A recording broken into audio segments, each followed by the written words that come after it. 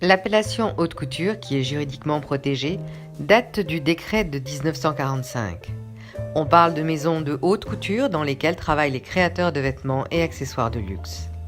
Pour faire partie de ces maisons, il faut tout d'abord être parrainé, faire des vêtements sur mesure, réaliser 2 défilés par an, créer au moins 25 modèles par saison et avoir un minimum de 20 employés par atelier.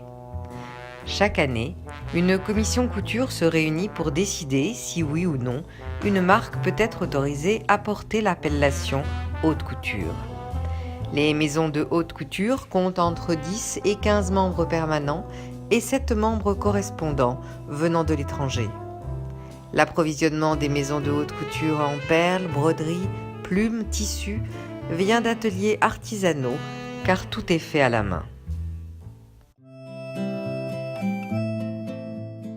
La haute couture, c'est précision, élégance et à la main, parce que tout est fait à la main, c'est pas comme du prêt-à-porter où ils envoient ça dans des usines ou des choses comme ça, c'est vraiment fait dans les ateliers, c'est fait à Paris, c'est pas envoyé dans je sais pas quelle partie du monde pour être fait en usine. Donc beaucoup de minutie, de travail, donc quelque chose d'inaccessible. C'est à Paris. C'est là qu'est née la petite robe noire, donc Chanel, Yves Saint Laurent, le smoking, les changements au niveau de la femme. La haute couture, elle est née avec Charles Frédéric Worth. Il avait un petit magasin où il faisait des costumes pour hommes. En fait, je connais les origines de Chanel parce que c'est un de mes plus gros clients. C'est celui qui donne le plus de travail en France. Et Chanel, Coco Chanel, elle a commencé à travailler dans un des ateliers de couture. Donc au départ, c'était simplement de la confection. On travaillait pour les particuliers. Et puis ça a pris de l'essor et ça y a commencé à avoir une image dans les années 20. Et puis après, ça s'est développé. Et puis il y a eu de plus en plus de couturiers. Paul Poiret, Chanel. Puis ensuite, les Dior, Yves Saint Laurent, etc. Tous les grands noms qu'on connaît maintenant, quoi.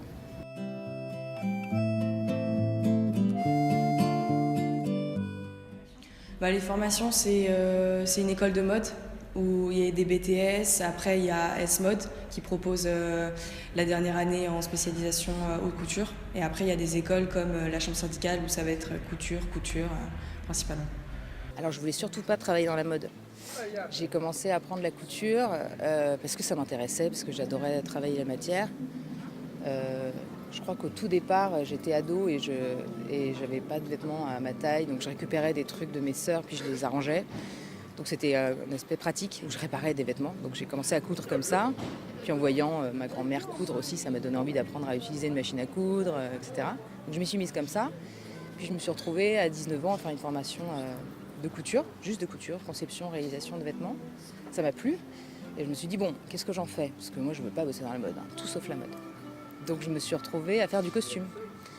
Donc j'ai travaillé pour le théâtre, la danse. Et puis à côté de ça, je me suis mise à travailler sur des showrooms, à faire un peu de retouche, à faire un petit peu de finition en couture. Et de fil en aiguille, comme on dit dans le métier, ça a pris un peu d'ampleur et je me suis retrouvée à travailler dans les ateliers de haute couture. À travailler notamment chez Dior, chez Stéphane Roland, chez Christophe Josse, j'en oublie. Donc je me suis retrouvée un peu malgré moi et j'ai adoré. Et j'ai dit ok, bon, je vais me former et je reviens. Donc c'est ce que j'ai fait. J'ai passé un CAP en cours du soir. J'ai fait l'école de sage en 4 mois, je crois. En fait, une collection, déjà, elle est préparée 1 an à l'avance. Les entreprises envoient les prototypes des vêtements à la maison de mode. Et après, eux, ils contrôlent, ils font essayer les vêtements sur un mannequin cabine pour voir un mannequin cabine normalement taille 38 pour voir le tombé du vêtement, pour voir ce que ça donne. Et du coup, ils font des modifications qu'ils vont renvoyer à la fabrique pour qu'ils fassent encore les modifications et comme ça jusqu'à quand ils n'obtiennent pas le modèle parfait. Alors si on a une cliente, par exemple, on va faire une veste Dior pour Marion Cotillard, il y a un premier essayage qui est fait, donc on va faire une toile, un prototype. On va travailler dessus, s'ajuster, refaire un essayage pour voir si ça tombe bien. Ensuite, le couper dans la véritable matière, ajuster jusqu'à arriver à un bon tombé et à avoir un produit qui est vraiment véritablement sur mesure. Et il y a la partie broderie. Donc la partie broderie, la plupart du temps, elle se fait en pièces détachées. C'est-à-dire que c'est avant que le vêtement soit monté. Parfois, c'est fait après, c'est beaucoup plus compliqué. Donc avant que le vêtement soit monté, on va avoir le devant de la veste, le dos, les manches, le col, qui vont être délimités sur le tissu. Nous, on va tendre sur métier et le broder en atelier. Donc c'est des ateliers des ateliers de broderie qui travaillent pour la haute couture, qui sont un peu les sous-traitants, qui vont récupérer le travail, qui ensuite, une fois qu'il est terminé, est renvoyé dans les ateliers de couture, qui vont assembler le vêtement et ensuite le livrer. Donc le temps de travail, ça peut être vraiment très très long. Sur des pièces, par exemple des grandes robes floues, enfin tout ce qu'on va voir là en ce moment sur les marches à Cannes, c'est beaucoup d'heures de travail. Ça peut être 1500 heures de travail. Ça peut être quelque chose que... Voilà. Sur les étapes de confection, donc d'abord on commence par la toile. La toile, c'est une toile de coton basique qui coûte 4 € le mètre, marché Saint-Pierre. Donc c'est vraiment basique, la toile à patron. On travaille beaucoup là-dessus. Même quand on doit faire une robe haute couture fluide, on va utiliser différents types de coton. On va utiliser peut-être de la gaze, donc des tissus beaucoup plus légers, beaucoup plus fluides pour donner l'illusion du tissu final. La broderie, évidemment.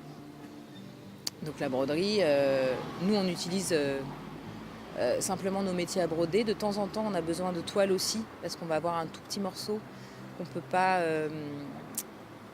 on va avoir un tout petit morceau de tissu, donc il faut qu'on entoure de toile pour pouvoir le faire rentrer dans un rectangle et le tendre sur un métier.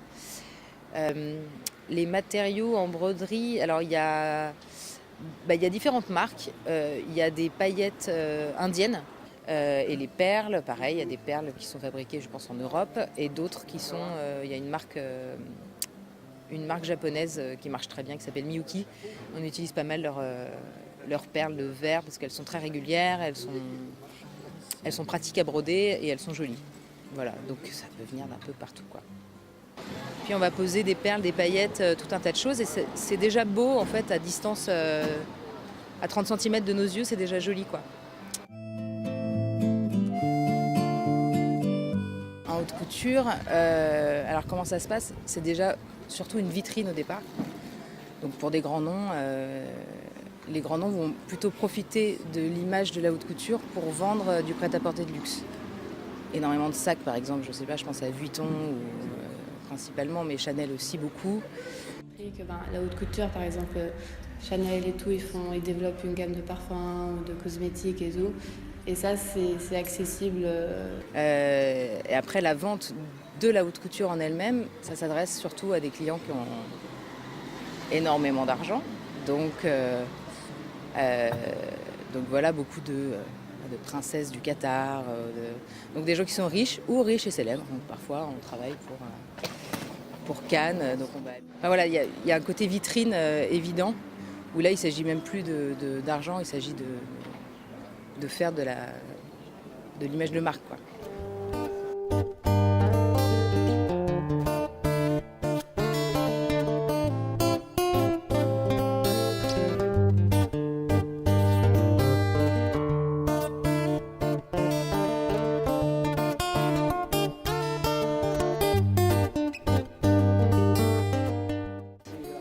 Il est très important aussi, et pourvu que ça dure. C'est-à-dire que pour l'instant, la mode emploie énormément de gens.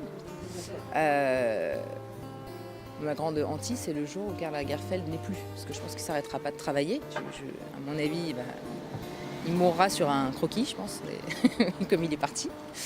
Le jour où il n'est plus là, parce que lui, il tient beaucoup à représenter les métiers d'art en France et le savoir-faire français.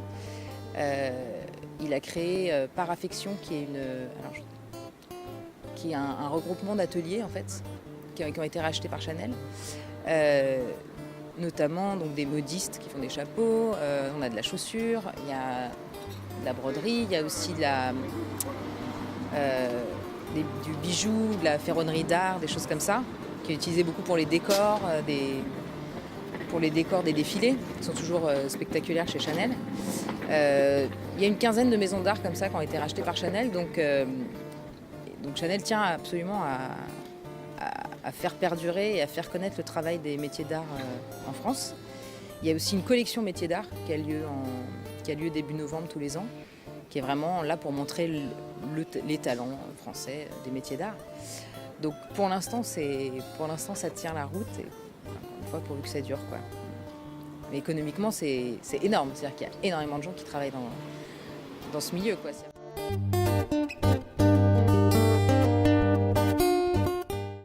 Ah bah, une place énorme. On a quand même des couturiers renommés internationaux, c'est très respecté quand même le savoir-faire français. Bah, toujours ce truc à double tranchant, c'est-à-dire que l'image est très forte, l'image des grandes maisons est très forte. Après, pour être de l'autre côté pour être un peu dans les coulisses, je sais que éthiquement, c'est pas toujours la représentation qu'on en a est pas toujours juste. Si, c'est quand même une place très importante. Ne serait-ce que les expos qu'on a très régulièrement au Palais Galliera, on a quand même des couturiers qui sont très représentés et qui véhiculent une image qui fait rêver les gens. Donc oui, c'est super important.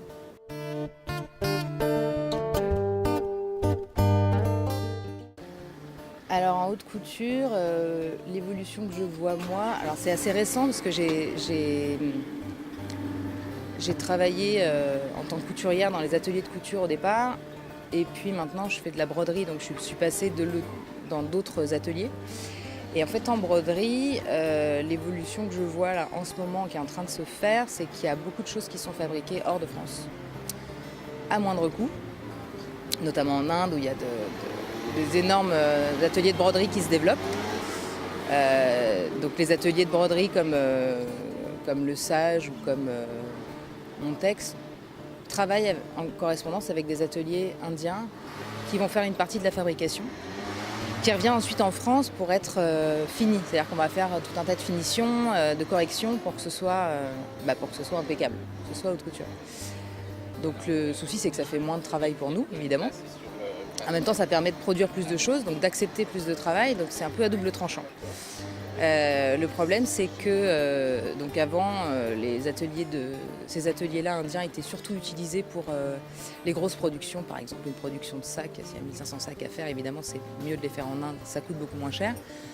Et maintenant, on voit qu'aussi chez certaines maisons de haute couture, notamment Yves Saint Laurent, on fait les premiers échantillons de broderie en France. Et une fois qu'ils ont validé, ça part en Inde. Donc même pour un modèle unique, ça va être fabriqué en Inde. Donc le Made in France est un peu écorché avec ce mode de fonctionnement. Donc voilà. Et la haute couture en elle-même, je pense qu'elle a de beaux jours devant elle, puisque on est dans un monde d'image et qu'on adore, on adore voir des belles choses, et ça fait rêver les gens. Donc c'est une chouette vitrine pour nous et en même temps, il y a cette histoire de délocalisation du travail qui pose souci éthiquement, quoi.